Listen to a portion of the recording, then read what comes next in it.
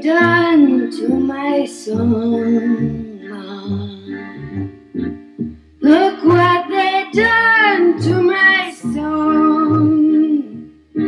Well, it's the only thing that I could do half right, and it's turning out all wrong, Mom. Look what they done to my song. My name's Ray, and I don't know if you've seen any of my other videos, but I'm an 8-year pancreatic cancer survivor, stage 3 adenocarcinoma, positive lymph nodes. In the last video, I talked about some of my experiences in the hospital, and so many different things go on there that I admitted a couple things that I'd kind of like to talk about. One of them is after your surgery, you are heavily sedated, usually with a morphine pump, because you're in pain. And what I found out was after 3 or 4 days or so, that morphine can actually distort your way of thinking. It changes your frame of reference. In other words, it makes you delusional. It can make you delusional, and it did me. I had people sending me flowers, and a lot of these flowers had these floating helium balloons with smiley faces and all different kinds of designs on them and stuff. And during the day, it wasn't too bad.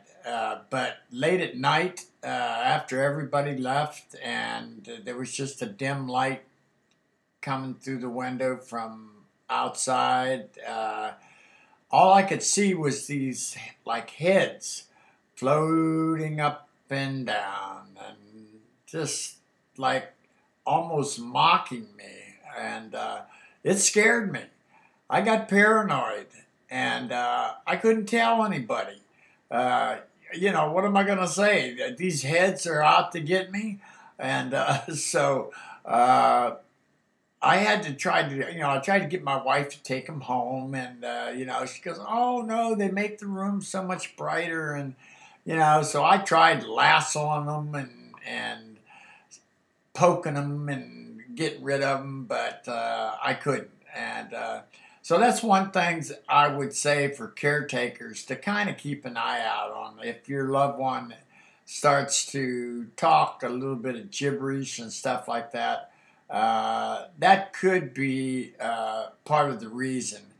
And other experiences that happened to me is I can remember doing my little walk. You've got to walk, and everybody's got the little path they take, and my wife was walking with me, and oh man, do I look bad. I mean, I didn't comb my hair. I slept on my hair. I got this light green, nasty robe on that they give you, and I'm doing the old Charlie Chaplin shuffle with my, I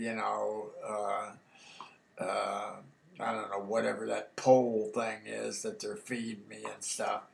And I look up, and there's a friend of mine from work, and he's talking to somebody, and I like panic.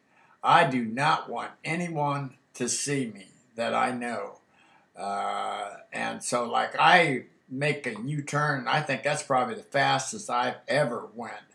I waddled my way back into my room and back into my bed. I did not want visitors.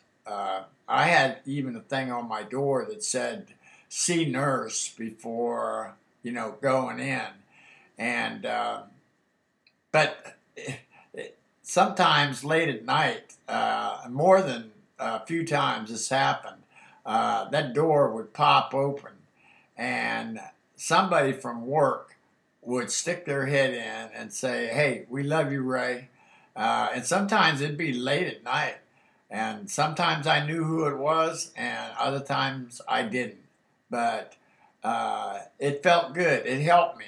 I didn't see him, I didn't talk to them. I just heard them, and that was what I wanted. And then I had an occurrence with a nurse, someone who should know better than this, but she came in at the end of her shift and sat down and grabbed my chart and was looking at it and goes, "Oh, pancreatic cancer. You know that our head nurse had pancreatic cancer last year, and she died on this floor." And we have her picture up on the wall at the desk up there. And do you know that all the drugs in the hospital couldn't keep her out of pain? And then she got up and walked out of the room. And I'm like laying there thinking, I need a rope and a rafter. I felt like screaming at her, like, what the hell do you think you're saying to me? You know, I mean, it was so bizarre. And, I don't know if, she was just tired or just inconsiderate or what. But what a thing to say to somebody, And another thing I want to talk about is positive thinking. I want to be really truthful with you here. Positive thinking will not make you live longer. I'm sorry. It just won't. It will make the time that you have left better. But if positive thinking was all you needed, Patrick Swayze would be alive, and many, many, many, many of my friends would be alive because they had the most positive attitude and strong inner spirit that you could have. So that's kind of an insult in a way to tell people that a positive attitude will make you live longer. Because when you go through this surgery, you can't always keep a positive attitude. And one other thing is I am really upset with the American Cancer Society. I am really angry at them. I don't know if they look at the survival rate at 4% and go, what the hell's the use? But the money that they bring in compared to the money that is allocated to us, I don't even know if it's 1%. I don't even think it's 1%. Breast cancer and all these other cancers get all of this. They're the famous cancers. And they also have the high 80, high 70, high 60% survival rate. And pancreatic cancer doesn't. And so where do we get our researchers from? We are where breast cancer was in the 1930s. And that's the truth. We have not made any damn progress whatsoever. And breast cancer made such big leaps and bounds because of early detection.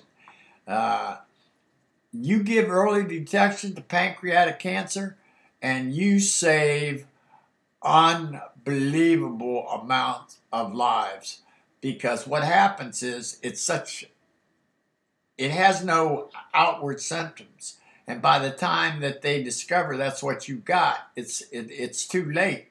As far as percentages go, you could live, but stage 4 is not where you want to be.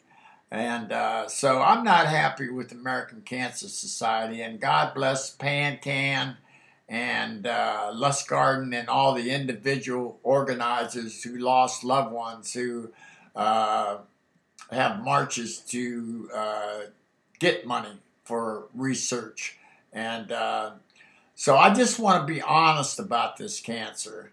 And my name is Ray, and I love you, and I will be back and talk to you later about my journey. Look what they done to my brain, Mom. Look what they done to my brain. Well, they picked it like a chicken bone, and I think